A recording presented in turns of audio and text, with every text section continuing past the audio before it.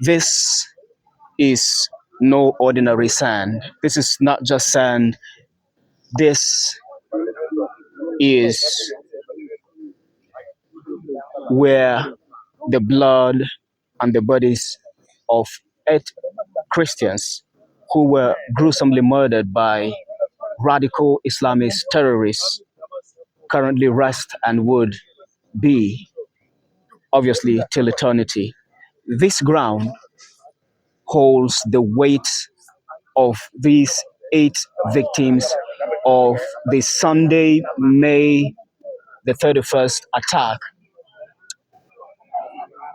where terrorists speaking the Fulani dialect and shouting Allahu Akbar, giving praise to whatever deity they serve and has commanded them to murder in his name, marched several kilometers, according to witnesses, from the boundaries of Plateau and Bauchi states toward the east of Plateau and southwest of um, Bauchi state to this small community of probably 20 brick houses to launch an attack on a group of vulnerable residents, civilians, killing 8 people, including 3 little children. There were 8 people that were killed in all, and among them there were 2 female adults, 2 male adults, and three um, 3 male adults, 2 male adults, male female adults, and um, three young girls of ages 12 to 13.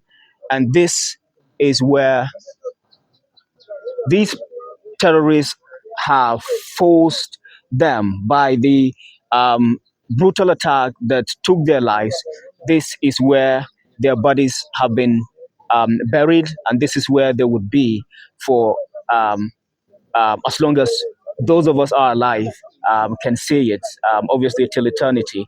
And of course, coming here this morning, what we've been welcomed by is the atmosphere, the mass cloud of terror and fear that has enveloped this community, with residents still reeling from it. As a matter of fact, they still are and are still struggling to wrap their heads around what has happened, especially given that there is no military post here. We learned that a few years ago there was a military post, but it was later relocated, and now these community members have been left to their own fate and have been left to the mercy of these terrorists who have launched repeated attacks. This, from my own personal experience, is the third. Both personal experience and interaction with witnesses and residents is the third in just about 2 months that the terrorists are emerging from the woods to launch attacks and take innocent lives. Yet, people like Sheikh Gumi and Zagazola Makama, who is the paid spokesman of the terrorists, have continually spin the narrative and tried to give the impression that what is happening is a clash between um, sedentary farmers and semi-nomadic cattle herders. And genocide deniers across the world have equally bought into those lies, and they've continued to spread them, claiming or giving the impression, painting a picture of a mutual clash. However, what we have witnessed here is just peaceful community, civilian members of this community who only but want to live in peace, want to raise their families in peace, and want to pursue their livelihoods in peace, and to serve God on their own land in peace and freedom.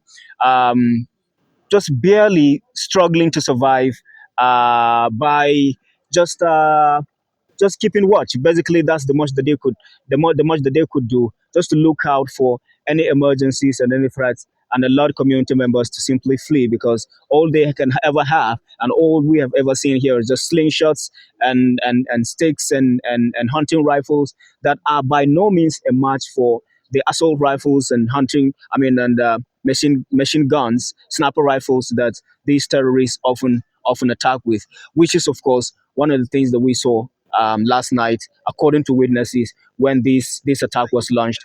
I was at home at about 9 p.m. when I got a phone call notifying of this attack, which was launched at few minutes before 9. And we tried, did our best in coordination with other town leaders and other officials to ensure that help was sent down, hopefully to minimize damage and at least chase down these attackers. But as of 11 a.m. This morning when I arrived, that was when we noticed the presence of soldiers. In fact, the arrival of soldiers, which is quite concerning because it is exactly what we've continually witnessed here.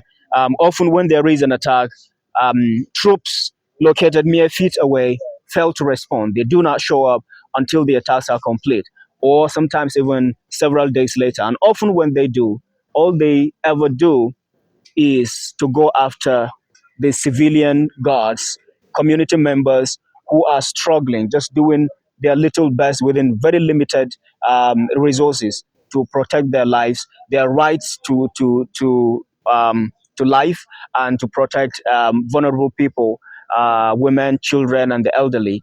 And sometimes they cannot even protect them, but they can at least allow them early enough to flee, or at least delay the attackers long enough to enable them to escape.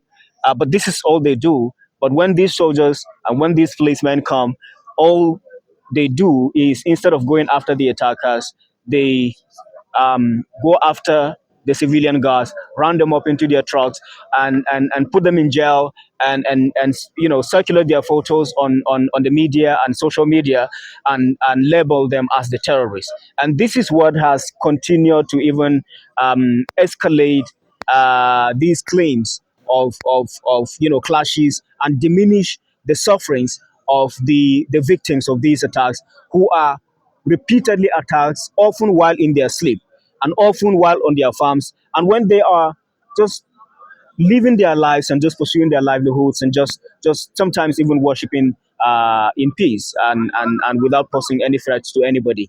In the first place, even if there was a clash with who and over what?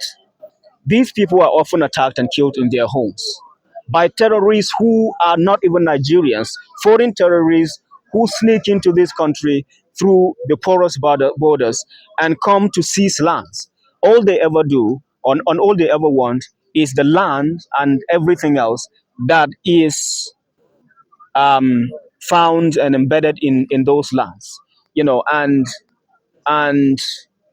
the government is not charging them for trespass. The government is not charging them for land grab. The government is not charging them for murder, and mass displacements, damage to property, and of course, sometimes even rape and sex slavery.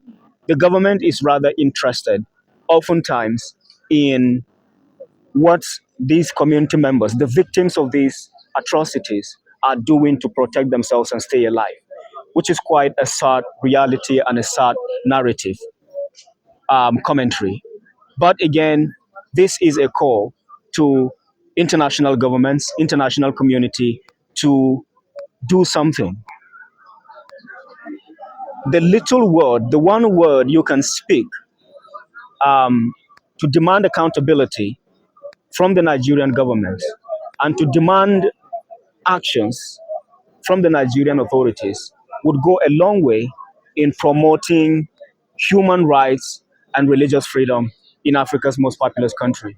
And by implication, promoting the peace and progress of the entire world.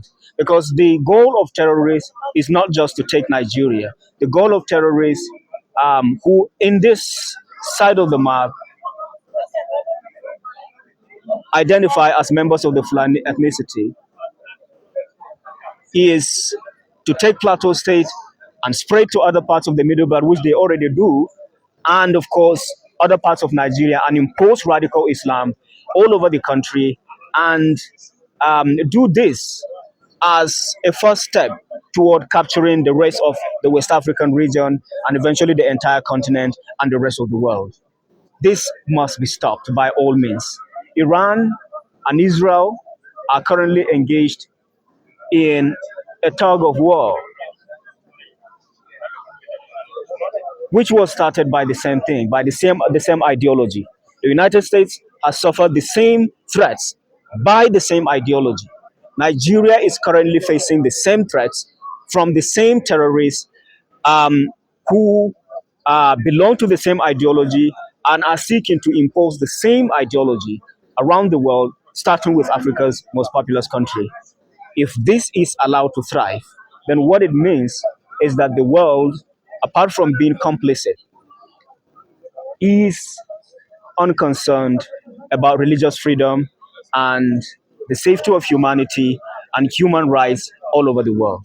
Thank you, and I look forward to receiving, on behalf of the victims of persecution, Christian persecution in the killing fields of northern Nigeria, from this community, Wamjan in the Foron district of Plateau State. I look forward to the response of global rights activists, global governments, even the global military, like the United States is already doing in Nigeria, um, to bring succor to the victims of these ongoing violations, ongoing massacres, and protect the remaining um, residents and civilians in this side of the map.